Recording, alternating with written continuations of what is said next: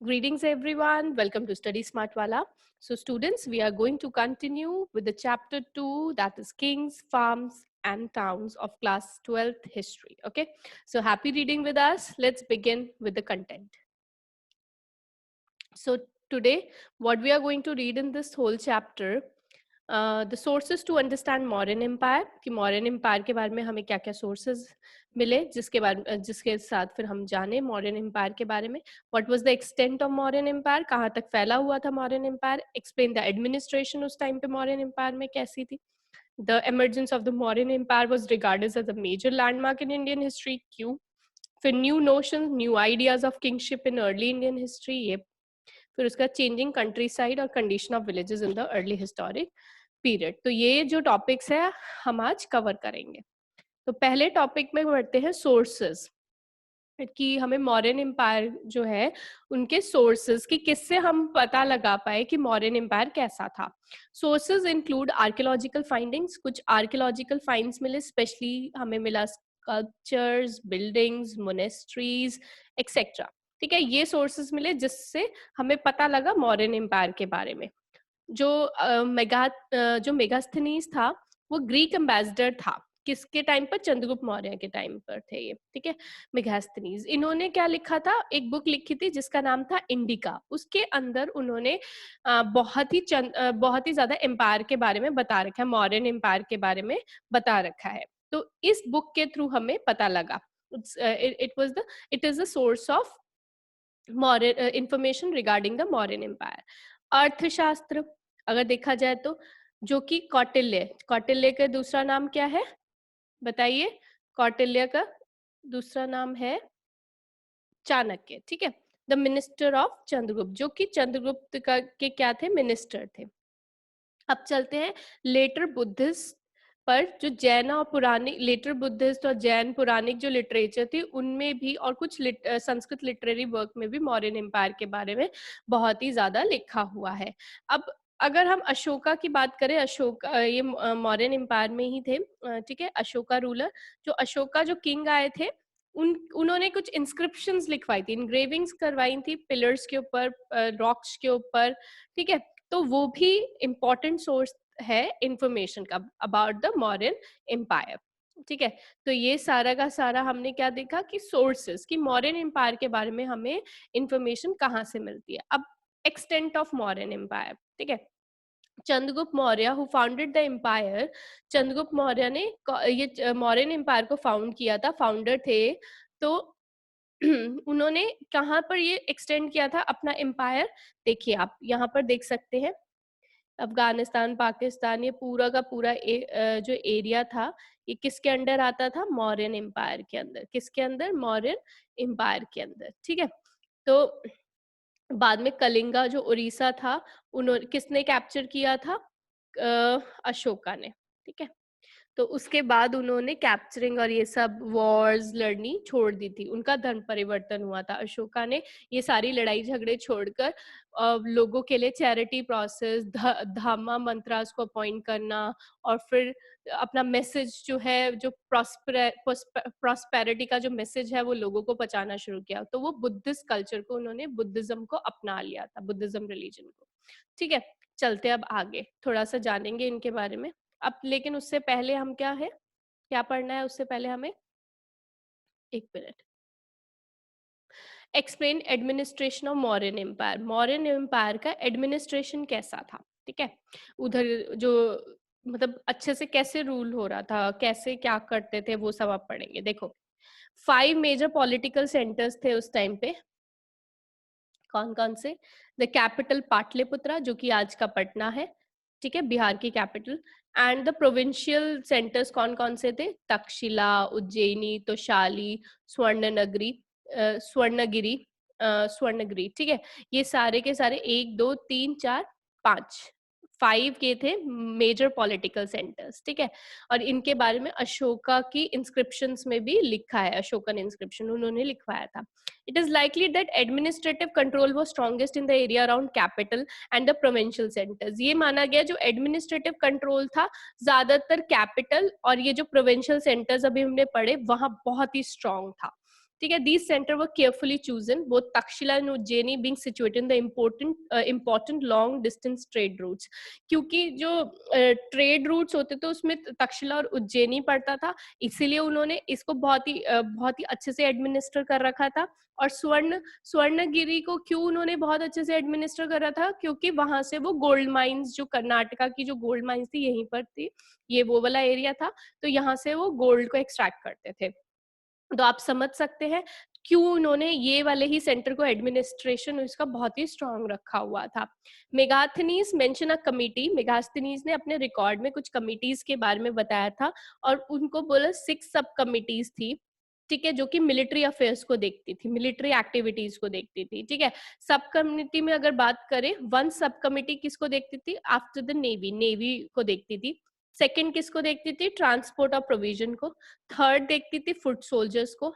Fourth देखती थी horses को. फिफ्थ चैरियट्स को. और सिक्स देखती थी एलिफेंट्स को. इस तरह से 6 जो सब कमिटीज थी बना रखी थी, जो कि कोऑर्डिनेट करती थी मिलिट्री एक्टिविटीज को. अब चलते हैं आगे, ये सब एडमिनिस्ट्रेशन का पार्ट है. ठीक है, अशोका ने क्या किया था, अपनी एम्पायर को साथ कैसे जोड़ा था, अपना एक ये पॉलिसी से, प्रिंसिपल्स के थ्रू. धामा, the principles which were simple, जो कि बहुत सिंपल थी, और उसने बोला था सबको ये माननी चाहिए. This would ensure the wellbeing of the people in the world. और ये जो प्रिंसिपल्स है, ये किस चीज के लिए क्यों जरूरी है, क्योंकि ये हमारा उपकार करेंगी, ये सारे वर्ल्ड में जो भी लोग रह रहे हैं उनके लिए दे ensure the wellbeing of the people. Special officers इसलिए अशोका ने अपॉइंट किए थे इसके लिए, जो जिनको बोला गया था धाम महामता. ठीक है, were appointed to spread the message of Dhamma. उन्होंने स्प्रेड किया था ये वाला मैसेज जो अशोका ने बोला था, इन लोगों को अपॉइंट किया था, और ये बुद्धिज्म की जो टीचिंग्स थी उनको बताते थे. धामा policy included respect towards elders, कि भाई हमें बड़ों की इज्जत करनी चाहिए, रिस्पेक्ट देनी चाहिए, हमें जनरस होना चाहिए ब्राह्मण्स के लिए. ठीक है, और किन के लिए, जो कि अपने वर्ल्डली लाइफ को छोड़ चुके हैं. Treating slaves and servants kindly, हमें उन्हें काइंडली उनके साथ बिहेव करना चाहिए. रिस्पेक्ट करनी चाहिए सभी रिलीजन्स की, यही नहीं कि सिर्फ अपना अपना रिलीजन, अपने ही ट्रेडिशंस की रिस्पेक्ट है, दूसरों के भी रिलीजन और ट्रेडिशंस की हमें रिस्पेक्ट करनी चाहिए. अशोका ने अपॉइंट किए थे पतिवेदकास. ये कौन थे, ये क्या करते थे, जाते थे लोगों के पास, उनसे उनकी नीड्स के बारे में पूछते थे, और ये रिपोर्ट किसको करते थे, भाई ये जरूरत है लोगों की, वो वापस आकर किंग को रिपोर्ट करते थे. ठीक है, ये एडमिनिस्ट्रेशन में आ गया. अब नेक्स्ट आते हैं कि the emergence of the modern empire was regarded as the major landmark in early Indian history. क्यों भाई, क्योंकि इंडियन जो हिस्टोरियंस थे उन्हें पता लगा था कि जो मॉडर्न एम्पायर थी बहुत ही चैलेंजिंग और एक्साइटिंग दोनों मानी गई है, बहुत ही चैलेंजिंग थी. ठीक है, आर्कियोलॉजिकल फाइंड्स एसोसिएटेड विद मॉरियंस, जो भी मॉरियंस के टाइम पर आर्कियोलॉजिकल फाइंडिंग्स मिली है, उनके अंदर स्टोन के स्कल्पचर्स है बेस्ट, क्योंकि और बोला जाता है these stone sculptures were regarded as a spectacular art typical of Indian empires. ठीक है, बहुत ही देखने योग्य. ठीक है, ये दूसरा पॉइंट हो गया. तीसरा हो गया, Ashoka was more powerful, industrious and humble than later rulers who adopted grandiose titles. अब आप मान सकते हैं अशोका को बहुत ही अच्छा हम्बल रूलर माना गया है, पावरफुल रूलर माना गया है, जिसने लोगों के लिए बहुत कुछ किया था. सो द नेशनलिस्ट जो भी हमारे लीडर्स रहे 20th सेंचुरी के, regarded Ashoka as a inspiring figure. तो इसीलिए बोला गया है कि हम उनका एग्जाम्पल भी देते हैं लोगों को. ठीक है, next is modern empire was not so important in. क्यों इंडियन हिस्ट्री में इतनी इंपॉर्टेंट, क्योंकि देखो उसने सिर्फ और सिर्फ 150 ईयर्स तक ही राज कर पाई. इतना अपना सिर्फ नॉर्थ वेस्ट में अफगानिस्तान बलूचिस्तान तक एक्सटेंड किया, और साउथ में आंध्र प्रदेश, बट उसके बाद वो इंटायर सब कॉन्टिनेंट पे अपना रूल एस्टेब्लिश नहीं कर पाए. एडमिनिस्ट्रेटिव सिस्टम जो था वो सिमिलर नहीं था हर एक रीजन में. ठीक है, किसी एरियाज को ज्यादा इंपॉर्टेंस दी जा रही थी. Some areas got more importance than others. ठीक है, तो इससे क्या था, इम्पोर्टेंस उनकी ज्यादा थी. ठीक है, तो जिसकी वजह से क्या हो रहा था, एडमिनिस्ट्रेटिव सिस्टम इतना एफिशिएंट नहीं माना गया था, और बहुत ही सिमिलर भी नहीं था. एफिशिएंट था भी तो ये नहीं कि सभी जगह इक्वल चल रहा हो चीजें, नहीं, कुछ एरियाज को ज्यादा इंपॉर्टेंस दी जा रही थी. अब आते हैं new notions of kingship in early Indian history. अब देखो, नए जो आइडियाज आए थे अर्ली इंडियन हिस्ट्री में, उसके बारे में पढ़ेंगे। अब देखो, सबसे पहला, जो chiefdoms that emerged in the south, जो साउथ में जो नए चीफ्स बने थे वो आए थे चोलास, चेरास, पांड्यास। ठीक है, इन तमिलाकम, अगर हम तमिलाकम की बात करें, जो नेम ऑफ एंशंट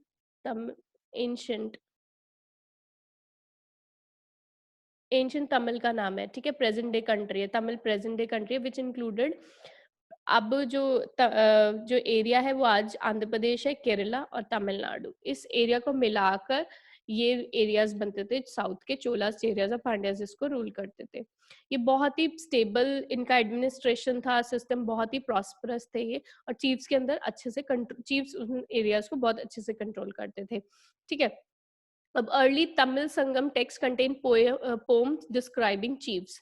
जो तमिल संगम टेक्स्ट हैं, जो कि साउथ इंडिया के जो प्रीवियस जो अर्ली इंडियन हिस्ट्री के जो टेक्स्ट मिले, उसके अंदर पोम्स हैं जिसके अंदर ये बता रखा है चीफ्स के बारे में, उस टाइम पे जो चीफ रूल करते थे उनके बारे में। Many Kings including Satavahanas who ruled, Satavahanas ने कहाँ रूल किया है? वेस्टर्न पार्ट्स में और सेंट्रल इंडिया में। और शाकाज ने कहा किया, सेंट्रल एशिया के ओरिजिन वहीं के हैं, और सेंट्रल एशिया में उन्होंने अपना रूल एस्टेब्लिश किया। Establish kingdom in north western part of सब कॉन्टिनेंट, मतलब कि हमारे जो इंडिया में नॉर्थ वेस्टर्न पार्ट में उन्होंने रूल एस्टेब्लिश किया। Claim social status through religious rituals, और बाद में अपना कैसे सोशल स्टेटस एस्टेब्लिश किया? By marriage alliances. कुशानाज की बात की जाए तो रूल्ड ओवर वास्ट किंगडम, इनका बहुत ही बड़ा किंगडम था। अगर देखा जाए तो सेंट्रल एशिया से लेकर नॉर्थ वेस्ट इंडिया तक था। ठीक है, अगर कुशान्स के बारे में जानेंगे तो वो हमने कहाँ से जाना? इंस्क्रिप्शन से, टेक्सचुअल से, कॉइन से उधर के, और स्कल्पचर्स से। ठीक है, अब आते हैं, कुछ स्टेचूज मिले थे कुशान रूलर्स के। ठीक है, जो कुशान रूलर्स थे वो, उनके स्टेचूज मिले कहाँ पर? श्राइन एट, एक मिनट ना, सॉरी, श्राइन एट मठ नियर मथुरा, यहाँ मिला। ठीक है, यूपी में। सम हिस्टोरियंस जो है उनको ऐसा लगता है जो कुशानास थे ना, वो अपने आप को गॉड जैसा बोलते थे।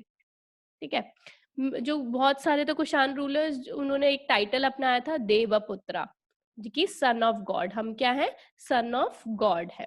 तो रूलर्स जो थे गुप्ता एम्पायर के, ये तो कुशान रूलर्स हो गए। अब गुप्ता एम्पायर डिपेंडेड ऑन, वो किस पे डिपेंड करते थे? गुप्ता एम्पायर, गोल्डन एरा भी बोलते थे गुप्ता एम्पायर के पीरियड को, गोल्डन पीरियड भी, क्योंकि इस टाइम पे बहुत ही अचीवमेंट्स हुई थी। तो ये ज्यादा किस पे डिपेंड रहते? समंताज पर। जो समंताज होते थे वो कौन होते थे? Governors who maintain land and army and they offer homage and provided military support to rulers. तो बेसिकली ये गवर्नर्स होते थे, लैंड को मेंटेन करते थे, आर्मी को मेंटेन करते थे, मिलिट्री सपोर्ट देते थे रूलर्स को। लेटर जो गुप्ता रूल्स थे become subordinate to powerful samantas. Basically बाद में क्या हुआ था? समंताज बहुत ही पावरफुल हो गए थे, जब उनको इतना सब कुछ मेंटेन करने के लिए दिया है, वो धीरे धीरे उनको पावर गेन कर ली थी उन्होंने, और क्या करने लग गए थे? वो ही अपना रूल, खुद ही अपना रूल स्टेब्लिश करने लग गए थे। ठीक है, अब आता है histories of Gupta rulers have been reconsidered from the, अगर हम गुप्ता रूलर्स की हिस्ट्री जानते हैं तो वो कहाँ से?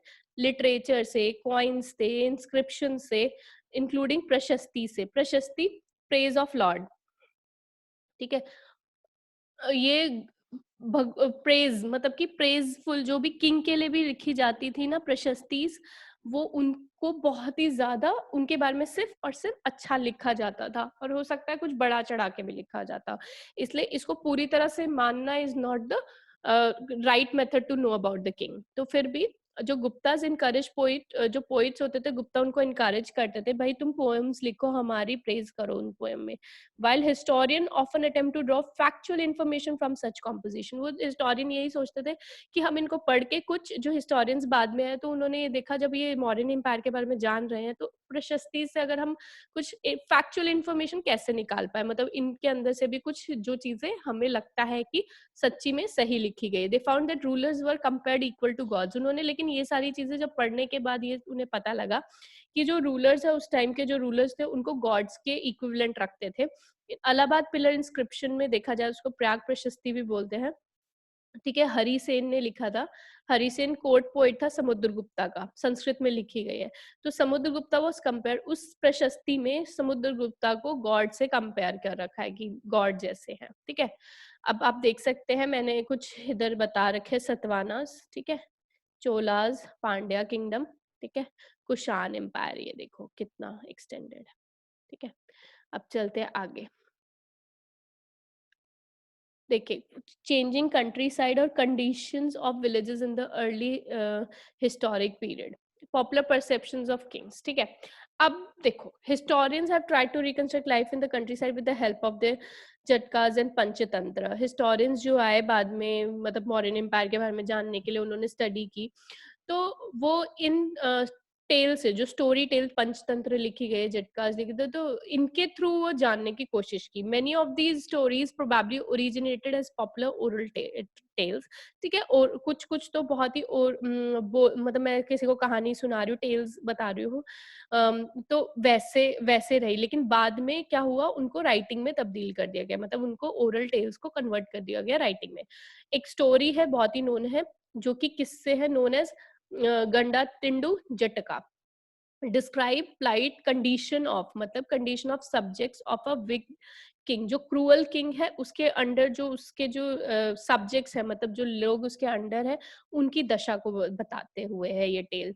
ठीक है, when king went in disguise to find out what is, जब उस किंग गया जानने के लिए कि मेरे सब्जेक्ट्स मेरे बारे में क्या सोचते हैं, तो हर एक जने ने उसे क्या किया, कर्स किया फॉर देयर मिजरी, कि भाई हमारी जो आज हालत है, हमारी जो इतनी बुरी हालत है, वो इस किंग की वजह से है।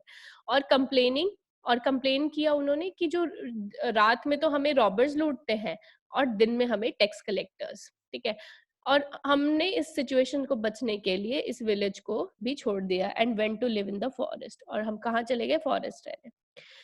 इस स्टोरी से ये पता लगता है, ये जो स्टोरी अभी हमने पढ़ी, इससे पता लगता है कि किंग और उसके सब्जेक्ट्स के रिलेशन इतने अच्छे नहीं थे, जो कंट्री साइड में रहते थे। किंग जो होता था, अपने जो है अपने फंड्स को भरने के लिए, अपने वैल्यूएबल चीजों को बढ़ाने के लिए वो हाई टैक्सेस डिमांड करता था। किनसे, पीजेंट से, जो लोग होते थे उनके सब्जेक्ट्स होते थे, हाई डिमांड करता था। And peasant particularly found such demand oppressive. ठीक है, पीजेंट्स को ये डिमांड्स बहुत ही ऑप्रेसिव लगती थी। ठीक है, तो ये आज हमने टॉपिक्स कवर किए, एक बार दोबारा देख लेते हैं। हमने ये सारे टॉपिक्स कवर किए आज। ठीक है, तो सोर्सेस पढ़ लिया, एक्सटेंड पढ़ लिया, एडमिनिस्ट्रेशन प्रोसेस देख लिया, क्यों उसको मेजर लैंडमार्क कहा जाता है, हिस्ट्री में कुछ कुछ जो कमियां रह गई उसकी मॉडर्न एम्पायर की, किंगशिप अर्ली इंडियन हिस्ट्री में कैसा होते थे किंगशिप। ठीक है, फिर उसके बाद इनका एरिया देख लिया, फिर हमने एक अर्ली इंडियन हिस्टोरिक पीरियड में सब्जेक्ट्स और किंग का रिलेशन विद द स्टोरी, जो कि पहले की स्टोरी से उससे जाना। फिर ठीक है, these are the topics we have covered today. So students, stay tuned with Study Smart Wala. Like, share, comment and subscribe our channel. And please subscribe our channel, because it's really going to motivate me for making more videos for you all. And hopefully we'll complete this chapter soon. And I think the only one video is required to complete this chapter. We'll wind up this chapter. Okay, so happy learning with us, and we'll meet soon with my next video for this chapter. Take care till then. Bye.